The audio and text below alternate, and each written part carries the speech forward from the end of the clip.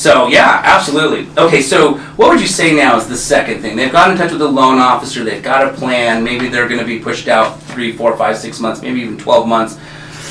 But they've now got the ball rolling. They've started a plan. What's the next thing? You got to build a team. So you've got to find that agent or get on a wholesaler list. You got to figure out what you're going to do so you can recognize the opportunity. So you got to have somebody to feed you a deal, right? Yeah, and then they got to walk you through it.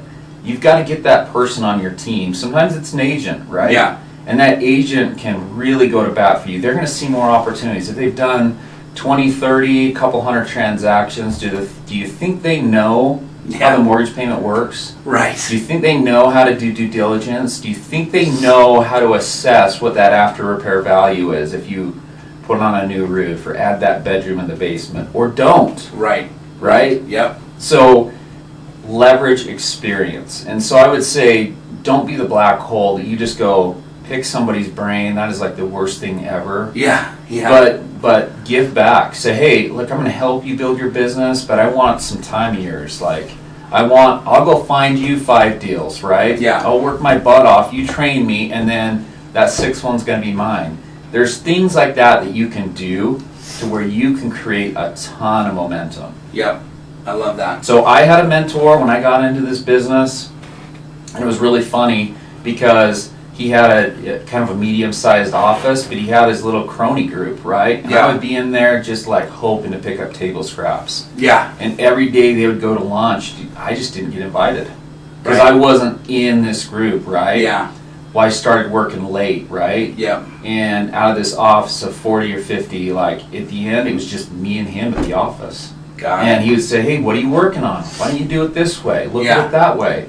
And I gained great perspective. And then all of a sudden, hey, he's going to lunch. You want to go? I'm spending more and more time with my mentor, gleaning the habits. And I'm traveling with him. Like, you got to give back, right? Absolutely. It just doesn't happen in one lunch meeting. It doesn't happen because you networked with him one time. Right. Like, go after it. Yeah, absolutely. That great point. When I relocated back to Salt Lake City about 11, 12 years ago, I was doing real estate, living in New York City at the time, and moved back to Salt Lake, and I was like, okay, I've got to relearn a market now. What's the market here in Utah like? And I remember meeting an individual who has been, a big mentor for me to this day. Went into his office and sat down with him, and I had just met him at the RIA, at the Salt Lake Real Estate Investors Association. And it's a great organization, by the way. Yeah, that's right. You're vice president. Yeah, that's right. You go there to learn, right? You go there to network. Yep. You go there to self-education. Yep. I was on the board for 5 years at the RIA. Salt Lake. Thank you for your service. You betcha. It's actually the president who I'm talking about. Oh, yeah, he's awesome. Yeah, so went into his office, and we just got introduced by a gentleman by the name of Kip Roth. I met Kip Roth, and Kip introduced me to this gentleman by the name of Randall. And first thing I said to Randall, I said, Randall, I would love to come work for you for free. Like, just whatever you need, I want to work for you for free. And he's like, what's your goal? And I said, my goal is to learn the Utah market. And so I would love to be as helpful as I can to you for, whatever you need me to do. Help with anything, basically anything. If you want me to go run and get you coffee, I'll go get you coffee. And such a nice guy, he ended up saying, listen, you don't have to work for me for free. I'm happy to share what your goals are achieving and learning the market. And he took me under his wing for quite some time.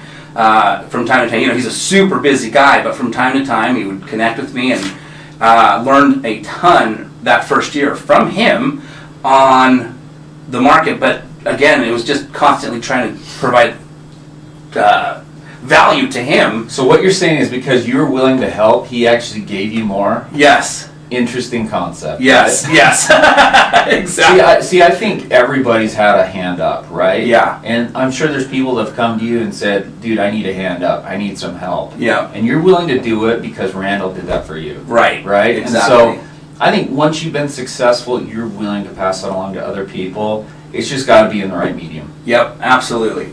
Absolutely. Okay, perfect. So now you've built this team. You've got your finance, you've got your property manager, your agent. Some people, also may need to decide if, they don't want to fix up. They're like, I'm okay if my return's a little less. I know it's going to appreciate. I'm not worried about that. This is a 30-year play. I want something that I don't have to repair because I don't want the headache of building a contracting team. That might be you. It might not be you. You might be thinking, no, like Justin said earlier, he would rather purchase something that already has equity, cash flow, because he can, of course, appreciate the property by knowing how to do those repairs. So that's something you're going to have to think of. But once you've come to that decision, I want something that's a little rough around the edges or something that's ready to go, you've got this team. Now you've got to probably start taking into consideration management or hiring out management. So What would you say is the next steps for these people? Well, I would say this. Yeah, you need the asset managed, right? You want it to be done, but that's really not part of my underwriting decision. Do I buy or not buy? Right? Right. It's just not. And that's going to take care of itself. Yeah. But I'm not going to buy or not buy a property based on the property manager. Yeah. So you probably have to be good at numbers. You've got to figure out, like, I was at a luncheon yesterday for a RIA group, and I started asking this guy, he's like, I'm doing these apartments, I've got this thing under contract. And I'm like, well, what are the rents? Or what is, I asked him various things, he just didn't know. Yeah. He just didn't know, and I'm like, wait, you've got this under contract with $170,000 earnest money, and you don't know some basic underwriting questions? He just didn't know. He's depending on other people. Right. I gave him a few tips, right? And he's like, wow, I never thought about that. Yeah. And that's okay. We're always learning. Absolutely. And I forget where I'm going here, but I think you've got to get really good at numbers. And so the more deals you can see, then you can say, oh, that's a single, or that's a double, or that's a home run. Right. But if you've only looked at one or two, you just don't have the perspective. Sure. Absolutely.